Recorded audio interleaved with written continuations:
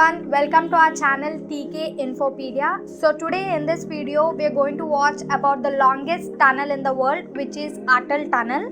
Before getting into the video, please do subscribe to our channel TK Infopedia.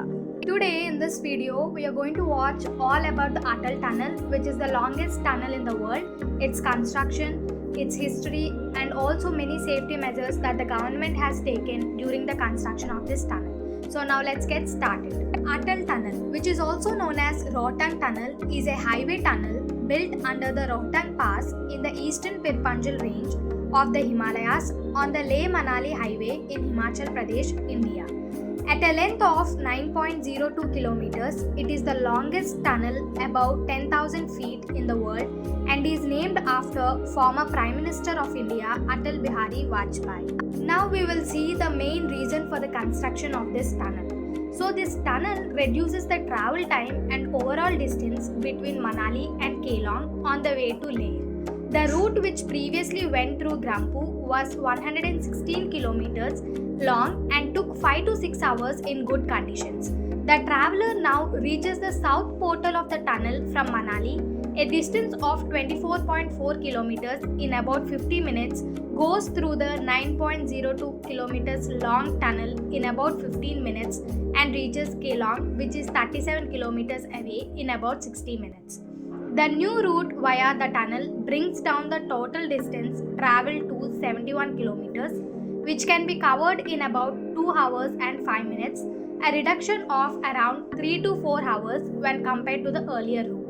So the main purpose for the construction of this tunnel is to reduce the travel time. Now we will also look into the salient features of the Atal Tunnel. The length is 9.02 kilometers. The shape or the cross section of the tunnel is like horseshoe. The width is 10 meters at road level and the general altitude of the tunnel is 3000 to 3100 meters or 9840 to 10170 feet, and the designated vehicular speed is 80 kilometers per hour. The history of this tunnel was so long that it started off in 1960 when Prime Minister Nehru discussed a ropeway to Rohtang Pass with the local tribes. Almost 39 years later, when Atal Bihari Vajpayee became the Prime Minister, he went to Lahore in June 2000 and declared that the Rohtang Tunnel would be constructed. In 2000, the project was estimated to cost 500 crores and be completed in 7 years. On 26 May 2002, the Border Roads Organization (BRO), a tri-service organization of the Defence Ministry specializing in road and bridge construction in difficult terrains, headed by Lieutenant General Prakash Suri, was put in charge of construction. The approach road to the tunnel entrance was inaugurated by Atal Bihari Vajpayee. However, the project did not move beyond the tree felling stage by May 2003. By December 2004, the cost estimate had grown to 900 crores.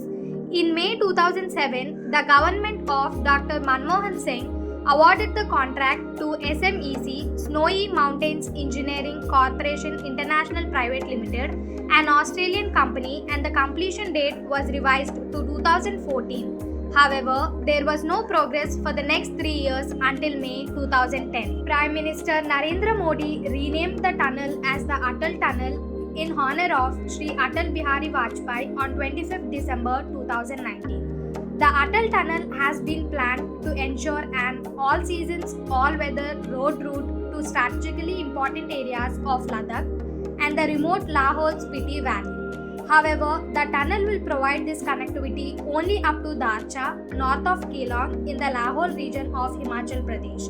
Connectivity to Ladakh will require more tunnels either at Shikunla or at the passes located on the present Leh-Manali road. Now we will see the various safety measures that have been taken during the construction of this tunnel.